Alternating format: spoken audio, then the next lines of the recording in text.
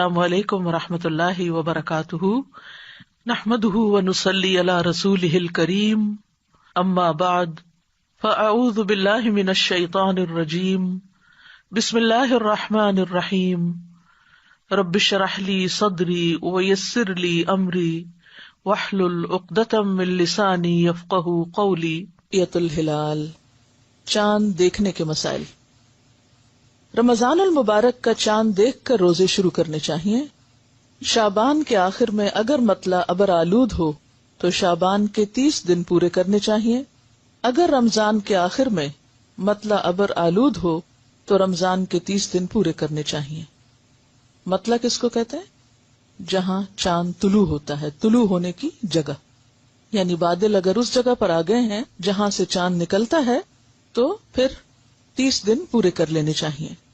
دلیل کیا ہے؟ عن ابن عمر رضی اللہ عنہما قال قال رسول اللہ صلی اللہ علیہ وسلم لا تصوموا حتى تروا الهلال ولا تفطروا حتى تروه فإن غم عليكم فأقدروا له، متفق علیہ۔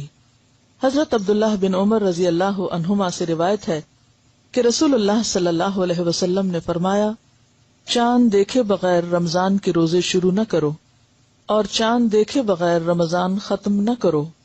اگر مطلع ابر آلود ہو تو مہینے کے 30 دن پورے کر لو۔ اسے بخاری اور مسلم نے روایت کیا ہے۔ تو اس سے پتہ کیا چلتا ہے کہ رمضان کا آغاز چاند دیکھنے سے ہوتا ہے، اور جب تک چاند نظر نہ آئے تو روزہ نہیں رکھنا چاہیے، اور اسی طرح جب تک عید کا چاند نظر نہ آئے تو اس وقت تک عید بھی نہیں منانی چاہیے۔ اس کے بارے میں ایک اور روایت میں آتا ہے، فرمایا قال الشہر 29 لیلۃ۔ یہ آپ کی کتاب میں نہیں، یہ وضاحتی طور پر ایک اور جگہ سے، مشکات المصابیح، شاید آپ کے پاس ہو کتاب، اس میں حدیث موجود ہے، بہرحال بخاری اور مسلم ہی کی ہے یہ بھی۔ قال الشہر 29 لیلۃ فلا تصوموا حتى تروه فإن غم عليكم فأكملوا العدة 30۔ حضرت عبداللہ بن عمر ہی کی روایت ہے یہ، اور یہ دوسری روایت ہے جس میں آتا ہے کہ آپ صلی اللہ علیہ وسلم نے فرمایا، مہینہ 29 دن کا ہوتا ہے، بس روزہ رکھنا شروع نہ کرو جب تک کہ ہلال نہ دیکھ لو، پھر اگر مطلع صاف نہ ہونے کی وجہ سے وہ تم کو نظر نہ آئے تو شعبان کے 30 دن پورے کر لو۔ یعنی اسلامی کیلنڈر کا مہینہ 29 دن کا بھی ہوتا ہے اور 30 دن کا بھی ہوتا ہے، یعنی اس میں گنجائش ہے۔ تو اگر 29 پہ نہیں چاند دکھا تو پھر 30 پورے کر لو۔ پھر اسی طرح ایک اور روایت میں آتا ہے، نبی صلی اللہ علیہ وسلم نے فرمایا، یہ بھی متفق علیہ روایت ہے، بخاری اور مسلم کی، یہ حضرت ابو ہریرہ کی روایت ہے۔ پہلی روایت کس کی تھی؟ عبداللہ بن عمر کی۔ یہ حضرت ابو ہریرہ کی روایت ہے کہ رسول اللہ صلی اللہ علیہ وسلم نے فرمایا، صوموا لرؤیتہ وافطروا لرؤیتہ فإن غم علیکم فأکملوا عدۃ شعبان 30، متفق علیہ، کہ چاند دیکھ کر روزوں کا آغاز کرو اور چاند دیکھ کر روزے ختم کرو، پھر اگر چاند یعنی مطلع صاف نہ ہو اور نہ ہونے کی وجہ سے چاند تم سے چھپا رہ جائے، یعنی چاہے نکلا ہوا ہو لیکن تمہیں نظر نہیں آیا، تو تم مکلف نہیں ہو، تم پر کوئی گناہ نہیں ہوگا، تو شعبان کے 30 دن پورے کر لو۔ تو اس سے بھی کیا پتہ چلتا ہے کہ اس میں گنجائش موجود ہے، اور اصل چیز رؤیت ہلال ہے، یعنی مہینے کا آغاز کس سے ہوگا؟ چاند دیکھنے سے ہوگا۔ اور اس میں بھی آپ دیکھیے کہ ایک خاص اللہ تعالیٰ کی حکمت ہے کہ ہمیں شمسی کیلنڈر نہیں دیا گیا، قمری دیا گیا ہے، کیونکہ شمسی کیلنڈر کے مطابق اگر ہم روزے رکھتے تو ہمیشہ ایک ہی موسم میں روزے آتے۔ قمری کیلنڈر تبدیل ہوتا رہتا ہے۔ پچھلے سال آپ کو یاد ہوگا کہ اب سے 10 دن بعد روزے شروع ہوئے تھے، پھر اس کے بعد اگلے سال آپ اندازہ کریں کہ تھوڑا سا اور پیچھے چلے جائیں گے، اور اس طرح عبادت جو ہے وہ ہر موسم میں، کہ بندہ مومن ہر حال میں اللہ کا بندہ ہے، چاہے سردی ہو یا گرمی۔ اسی طرح آپ دیکھیے حج ہے، تو حج بھی ہر موسم میں آتا ہے، اور پھر اس میں ہر علاقے اور ہر زمانے کے لوگوں کی رعایت ہو جاتی ہے، کیونکہ ساری زمین پر ایک وقت میں ایک جیسا موسم بھی نہیں ہوتا۔ جب آپ کے ہاں سردی ہوتی ہے تو دوسری طرف آسٹریلیا میں اس وقت گرمی ہوتی ہے۔ ہم ناردرن ہیمسفیئر میں ہیں تو جو اس کا اپوزٹ ہے اس میں موسم بالکل فرق ہوتا ہے۔ تو اب اگر ہماری رعایت سے روزے آتے تو پھر دوسروں کو مسلسل ایک تکلیف ہوتی. تو اس تبدیلی سے سب کے ساتھ معاملہ برابر ہو جاتا ہے.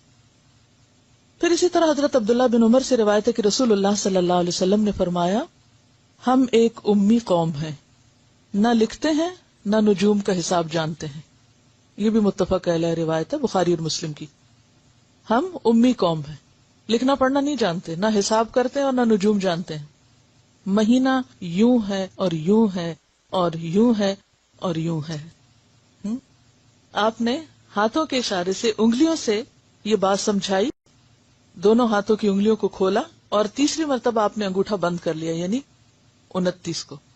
یعنی مہینہ اصلاً 29 کا ہوتا ہے. پھر آپ نے فرمایا مہینہ یوں ہے اور یوں ہے اور یوں، یعنی پورے 30 دن، یعنی دونوں طرح عمل کر کے دکھایا. ایک دفعہ آپ نے انگلیوں سے 29 دن بنائے اور دوسری دفعہ 30 دن. تو اس سے کیا پتہ چلتا ہے کہ دونوں طرح سے مہینہ ہو سکتا ہے. اب یہاں پر آپ دیکھیے کہ آپ نے یہ جو بات فرمائی کہ ہم امی قوم ہیں، حساب کتاب یعنی لکھ کے نہیں کرتے، فطرت پر ہیں، اور نجوم نہیں جانتے، یعنی ہم اس کو بھی نہیں کنسیڈر کریں گے کہ اسٹرانومی کیا کہتی ہے اور کس مشین سے اور کس آلے سے اور کس چیز سے چاند کو دیکھا جائے، کیونکہ انسان کو مصنوعی آلات کا یا مصنوعی طریقوں کا پابند نہیں بنایا گیا.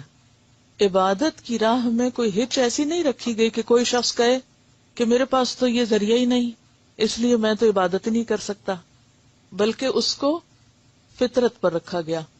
اور ہم سب کو ایک فطری کیلنڈر دیا گیا کہ تم آسمان کو دیکھو، مطلع کو دیکھو، اگر وہاں نظر آتا ہے تو ٹھیک ہے، اور اگر نہیں نظر آتا تو تم 30 پورے کر لو.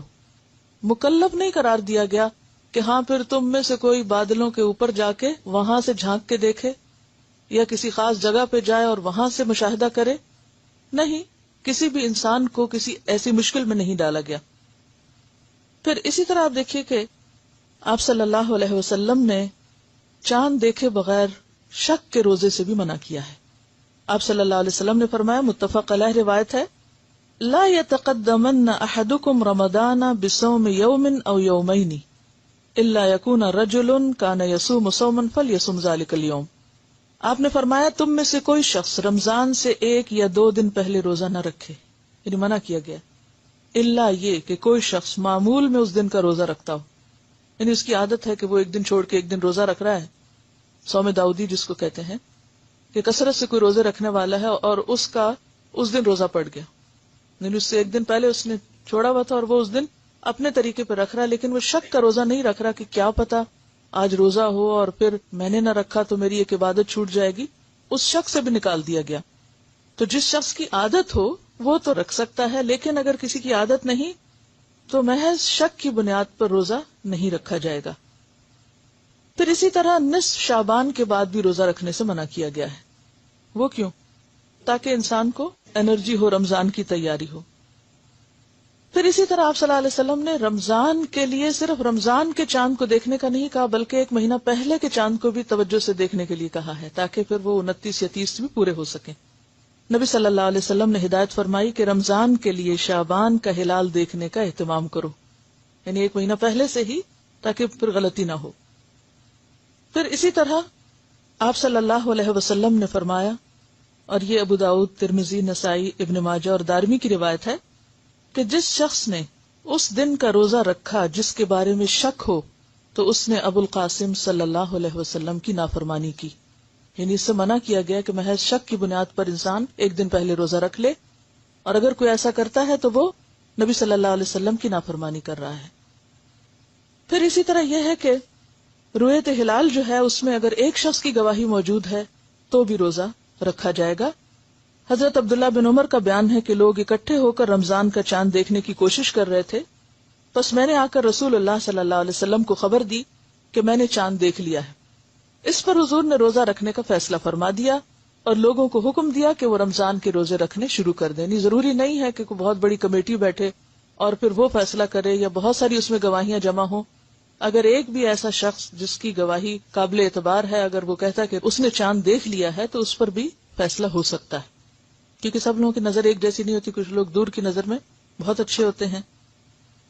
پھر اسی طرح آپ صلی اللہ علیہ وسلم دوسرے مہینوں کی بنسبت شعبان کی زیادہ حفاظت کرتے تھے. پھر رمضان کا چاند دیکھ کر روزہ رکھتے تھے.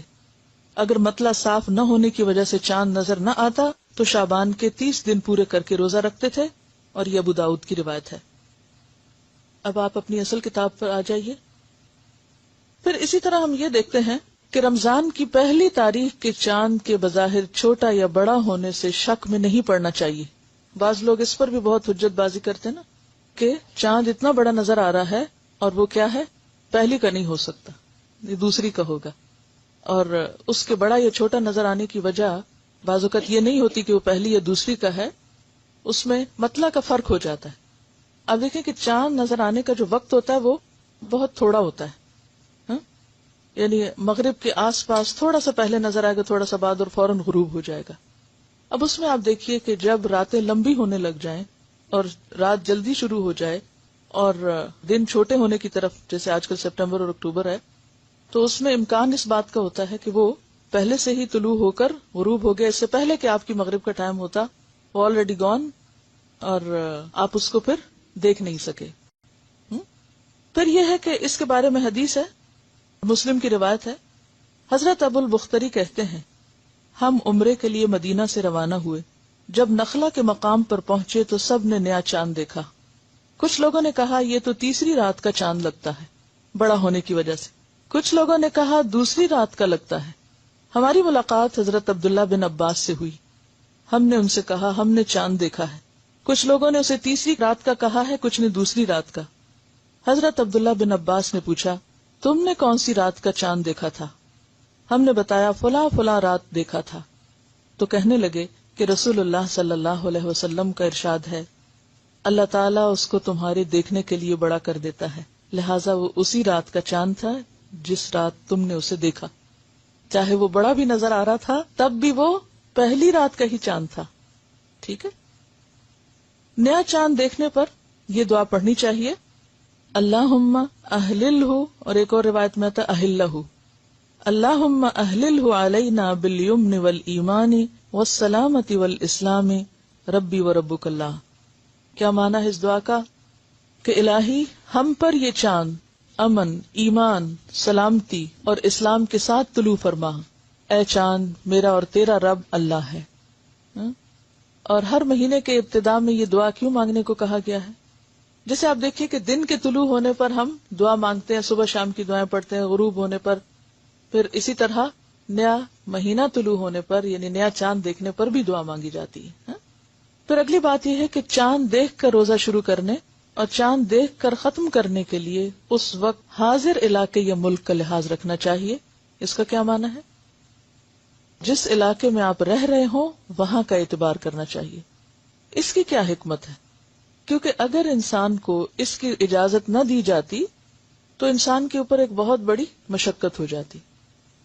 اب تو آپ دیکھیے کہ ایسے وسائل الحمدللہ موجود ہیں کہ جس کی وجہ سے آپ کو خبریں فوراً مل جاتی ہیں. لیکن آج سے 100 سال پیچھے چلے جائیے، اس وقت لوگ کیا کرتے؟ ان کے پاس ریڈیو بھی نہیں تھا، یا اگر ریڈیو تھا بھی، مسئلہ مجھے نہیں یاد کہ ریڈیو کب ایجاد ہوا ہے، 100 سال ہو ہی چکے ہوں گے اندازاً. تو باقی ذرائع ایسے نہیں تھے کہ انسان، ایک شخص اگر کسی ایسے کانٹیننٹ میں دیکھ لیتا ہے کہ جہاں اس وقت چاند نظر آ سکتا ہے اور دوسرے کو نظر نہیں آ سکتا اس مطلع کی تبدیلی کی وجہ سے، تو ایسے میں اس کو اس بات کی تکلیف نہیں دی گئی کہ وہ اس کو جا کے فالو کرے. اس کے لیے کیا ہے کہ وہ اپنا الگ کیلنڈر دیکھے. اگلی بات ہے کہ دوران رمضان ایک ملک سے دوسرے ملک سفر کرنے پر اگر مسافروں کے روزوں کی تعداد حاضر علاقے میں ماہ رمضان کے روزوں کی تعداد سے زائد بنتی ہو تو زائد دنوں کے روزے ترک کر دینے چاہیے یا نفل روزے کی نیت سے رکھنے چاہیے. اگر تعداد کم بنتی ہو تو عید کے بعد مطلوبہ تعداد پوری کر لینی چاہیے. مثلا اگر آپ یہاں اس وقت موجود ہیں اور آپ ایک دن بعد روزہ رکھ رہے ہیں اور پھر آپ سعودی عرب جاتے ہیں عمرہ کرنے کے لیے اور آپ کو عید وہیں آ جاتی ہے، تو اب آپ کیا کریں گے کہ عید کر لیں گے. آپ یہ نہیں کریں گے کہ آپ اگلے دن الگ عید کر رہے ہیں کہ جی میرا تو ابھی 30 پورے نہیں ہوئے. آپ عید کر لیں گے اور جو ایک دن کا روزہ رہ جائے گا آپ کا، اس کو آپ عید کے بعد پورا کریں گے. کیوں؟ اس لیے کہ اصل اعتبار چاند دیکھنے کا ہے. جس جگہ، جس شہر اور جس علاقے میں آپ موجود ہیں، وہاں اگر آپ نے چاند دیکھ لیا ہے تو اب آپ انتظار نہیں کریں گے اس بات کا کہ اچھا میں جہاں سے آیا ہوں وہاں کیا ہو رہا ہے. آپ کیا دیکھیں گے کہ جہاں میں موجود ہوں، یعنی موجود جگہ کا اعتبار ہوگا، اور وہاں کے مسلمانوں کے ساتھ جو وہ کر رہے ہوں گے وہی آپ بھی کریں گے. اور اگر آپ کا ایک روزہ رہ گیا، بعضوں کا 2 دن کا بھی فرق پڑ جاتا ہے، تو وہ آپ بعد میں پورا کریں گے. اس کے لیے کیا دلیل ہے؟ یہ بہت ہی دلچسپ روایت ہے. حضرت قریب رضی اللہ تعالی عنہ ابن عباس کے غلام سے مروی ہے کہ حضرت ام فضل حضرت عباس کی بیوی ہیں، انہوں نے انہیں قریب کو یعنی اپنے غلام کو حضرت معاویہ کے پاس کسی کام سے شام بھیجا. کس نے بھیجا تھا؟ ام فضل نے. کس کو بھیجا تھا؟ قریب کو. کون تھے قریب؟ غلام تھے. قریب کہتے ہیں کہ میں نے شام آ کر ان کا کام کیا، یعنی جس کام بھیجا تھا وہ کام کیا. میں ابھی شام ہی میں تھا کہ رمضان کا چاند نظر آ گیا. میں نے بھی جمعہ کی رات چاند دیکھا، یعنی خود دیکھا. پھر میں رمضان کے آخر میں مدینہ واپس آ گیا. حضرت عبداللہ بن عباس نے چاند کے بارے مجھ سے دریافت کیا کہ تم نے وہاں چاند کب دیکھا تھا؟ کس نے پوچھا؟ یہ عبداللہ بن عباس نے. کس سے؟ قریب سے. کہ تم نے چاند کب دیکھا تھا؟ میں نے جواب دیا ہم نے تو جمعہ کی رات دیکھا تھا. عبداللہ بن عباس نے پھر پوچھا کیا تم نے بھی دیکھا تھا، خود دیکھا تھا؟ میں نے جواب دیا ہاں، بہت سے دوسرے آدمیوں نے بھی دیکھا تھا، اور سب لوگوں نے حضرت معاویہ کے ساتھ دوسرے دن یعنی ہفتے کا روزہ رکھا. حضرت عبداللہ بن عباس نے فرمایا ہم نے تو چاند ہفتے کے دن یعنی ایک دن کے فرق سے دیکھا ہے. پھر وہ روزہ کب بنتا ہے؟ اتوار کا روزہ بنتا ہے. اور اب یہ یعنی صحابی ہیں، ہم نے تو چاند ہفتے کے دن سے دیکھا ہے، ہم اسی حساب سے روزے رکھتے رہیں گے یہاں تک کہ 30 دن پورے کر لیں یا چاند دیکھ لیں. یعنی 29 پہ اگر نظر آ گیا تو 29 کریں گے، اور اگر 30 ہو گئے تو 30 کریں گے. میں نے عرض کیا کیا آپ لوگ حضرت معاویہ کی رویت اور ان کے روزے کو کافی نہیں سمجھتے؟ حضرت معاویہ کون تھے اس وقت؟ امیر المومنین تھے، یعنی مرکز وہاں تھا، اسلامی حکومت کا مرکز وہاں پر تھا. فرمایا نہیں، ہم ایسا نہیں کریں گے کہ ہم رہتے کسی علاقے میں ہیں اور فالو کسی اور علاقے کے چاند کو کریں. فرمایا نہیں، ہمیں رسول اکرم صلی اللہ علیہ وسلم نے اسی طرح حکم فرمایا. کس طرح؟ کیا حکم فرمایا؟ یہی جو پہلے حدیث گزر چکی کہ لا تصوموا. اب دیکھیے کہ ایک حدیث میں آتا ہے صوموا لرؤیتہ، روزہ رکھو چاند دیکھ کر، اور دوسری حدیث میں کیا ہے؟ لا تصوموا، منع کیا گیا کہ مت رکھو حتی تروا الہلال، یہاں تک کہ تم دیکھ لو ہلال. ولا تفطروا، اور اسی طرح عید کے موقع پر بھی مت عید مناؤ حتی تروہ، یہاں تک کہ اس کو دیکھو. اور دیکھنے سے مراد کیا ہے؟ جہاں رہتے ہو وہاں دیکھو. یہ نہیں کہ جاپان میں اگر چاند نظر آ گیا یا فار ایسٹ میں جہاں کے ایک دن پہلے نظر آنے کا امکان ہوتا ہے، تو اب وہ لوگ ویٹ نہیں کریں گے کہ سعودی عرب میں چاند نظر آئے تو ہم اگلے دن روزہ رکھیں گے کیونکہ ہم سعودی عرب کے پیچھے. اور ہمیں اگر ایک دن بعد نظر آئے تو ہم ایک دن پہلے رکھ لیں کہ چونکہ سعودی عرب میں روزہ ہو گیا تو ہمیں ان کے ساتھ رہنا ہے. نہیں، آپ کو ان کے ساتھ رہنا چاہیے جہاں آپ رہتے ہیں، تاکہ فطری طریقے پر دین پر عمل کیا جا سکے. دیکھیے ہر شخص شہر میں نہیں رہتا، ہر شخص کے پاس ہر ذریعہ انٹرنیٹ موجود نہیں، ہر شخص کے پاس ریڈیو موجود نہیں، ہر شخص کے پاس ہر چیز موجود نہیں. مثلاً آج کے دور میں بھی لوگ ایسی ایسی ڈیوٹی پر ہوتے ہیں کہ وہ صحرا میں ان کی ڈیوٹی لگ گئی اور وہاں ابھی کوئی ٹیلی فون کی لائنیں نہیں بچھی، کمیونیکیشن کا کوئی ذریعہ نہیں ہے. ایسی ڈیوٹیز ہوتی ہیں نا لوگوں کی. مثلاً آئل فیلڈز میں لوگ کام کرتے ہیں، بعض اوقات تو نئے نئے جگہوں پہ جب سروے کرنے کے لیے جاتے ہیں تو وہاں کوئی فیسلٹی نہیں ہوتی، وہ بالکل وہاں خیمے لگا کے یا ایسی ایسی جگہوں پہ جہاں بہت سے غیر آباد علاقے ہیں یا بعض اوقات جنگل ہیں کہ جہاں آپ کو موبائل بھی کام نہیں کرتا. اب آپ کو ایک دن سے زیادہ رہنا پڑ رہا ہے اور اتفاق یہ کہ رمضان شروع ہو رہا ہے. اب آپ کیا کریں گے؟ کیسے روزہ رکھیں گے؟ چاند دیکھ کر. اور اب آپ کہیں کہ بادل ہیں، چاند تو دکھ ہی نہیں رہا، اب کیا کریں گے؟ 30 پورے کر لیں گے کہ چاند نہیں دکھا. کیونکہ یہاں آپ دیکھیے کہ ایک حدیث کہتی ہے چاند دیکھ کر روزہ رکھو، اور دوسری کیا کہتی ہے روزہ نہ رکھو جب تک کہ چاند نہ دیکھو. اور تیسری کیا بتاتی ہے کہ رؤیت کس علاقے کی ہوگی؟ عبداللہ بن عباس کے. اور انہوں نے گواہی لی باقاعدہ قریب سے کہ تم نے واقعی دیکھا تھا، کہ تمہارا مطلع اور تھا اور ہمارا مطلع اور ہے. اسلامی کیلنڈر دیا ہی اس لیے گیا ہے کہ ہر علاقے کے لوگ اپنے اپنے آسانی اور سہولت کے مطابق روزہ رکھیں اور پھر ان کے اندر ایک اجتماعیت بھی پیدا ہو. اب آپ دیکھیے کہ اگر کچھ لوگ کہیں ہم سعودی عرب کے ساتھ ہیں، کچھ کہیں ہم ایران کے ساتھ ہیں، کچھ کہیں ہم پاکستان کے ساتھ ہیں، کوئی انڈیا کے ساتھ ہے اور کوئی انڈونیشیا کے ساتھ ہے اور کوئی کہیں آسٹریلیا کے ساتھ ہے، تو حال کیا ہوگا؟ ہاں، سب اتحاد ختم ہو جائے گا. اور پیچھے ہم بہت دفعہ بات کر چکے ہیں کہ اتحاد کا ختم ہونا یہ بھی مسلمانوں پر عذاب کی ایک شکل ہے، کیونکہ اس سے دلوں میں عداوتیں اور نفرتیں پیدا ہوتی ہیں. اور پھر ایک اور بات ہے، چلیے مان لیا آپ نے اجتہاد کیا اور آپ نے کہا جی اب تو دور یہ آ چکا ہے، حالانکہ اسلام کسی دور کا پابند نہیں، آپ کا دل اس میں لگ گیا جی چونکہ سعودی عرب میں نظر آ گیا اس لیے میں اس کے مطابق رکھ رہی ہوں. یہ آپ کا اپنا ایک ذاتی فیل ہے. اس کی بنیاد پر آپ دوسرے کو مجبور نہ کریں اور اس بنیاد پر آپ اختلاف نہ کریں اور حقیر نہ سمجھے دوسروں کو جو ایسا نہ کریں، کیونکہ وہ ایک دلیل کے ساتھ، اور دلیل بالکل واضح بخاری اور مسلم کی روایت ہے اور گولڈن چین ہے جس میں یہ بیان ہوا ہے کہ رؤیت کے ساتھ رکھنا ہے. تو رؤیت سے مراد اپنی رؤیت ہے، اپنا مطلب ہے، نہ کہ کسی اور کی. کیونکہ یہ تو انڈرسٹوڈ بات ہے نا، پورے گلوب پر ایک وقت میں نہ سورج دکھ سکتا ہے اور نہ چاند دکھ سکتا ہے. تو اگر ہم لوگوں کو اس چیز کا پابند کریں گے تو اس کا نقصان کیا ہوگا؟ دین مشکل ہو جائے گا، دین مشکل ہو جائے گا. تو فطرت پر ہی سب کو رہنے دیں. اور مسلمانوں کی تو بڑی ایک آبادی جو پڑھی لکھی بھی کوئی نہیں ہے کہ وہ کتابیں پڑھ کے کچھ سیکھے، وہ تو مطلع کو دیکھ کر ہی اپنے کیلنڈر کا آغاز کرتی. نیا چاند دیکھنے پر یہ دعا پڑھنی چاہیے، اللہم اہللہ، اور ایک اور روایت میں آتا اہلہ، اللہم اہللہ علینا بالیمن والایمان والسلامۃ والاسلام ربی و ربک اللہ. کیا معنی ہے اس دعا کا؟ کہ الہی ہم پر یہ چاند امن، ایمان، سلامتی اور اسلام کے ساتھ طلوع فرما. اے چاند میرا اور تیرا رب اللہ ہے. اور ہر مہینے کے ابتدا میں یہ دعا کیوں مانگنے کو کہا گیا ہے؟ جیسے آپ دیکھیے کہ دن کے طلوع ہونے پر ہم دعا مانگتے ہیں، صبح شام کی دعائیں پڑھتے ہیں، غروب ہونے پر، پھر اسی طرح نیا مہینہ طلوع ہونے پر یعنی نیا چاند دیکھنے پر بھی دعا مانگی. وآخر دعوانا ان الحمد للہ رب العالمین. سبحانک اللہم و بحمدک، اشہد ان لا الہ الا انت، استغفرک و اتوب الیک. السلام علیکم و رحمۃ اللہ وبرکاتہ.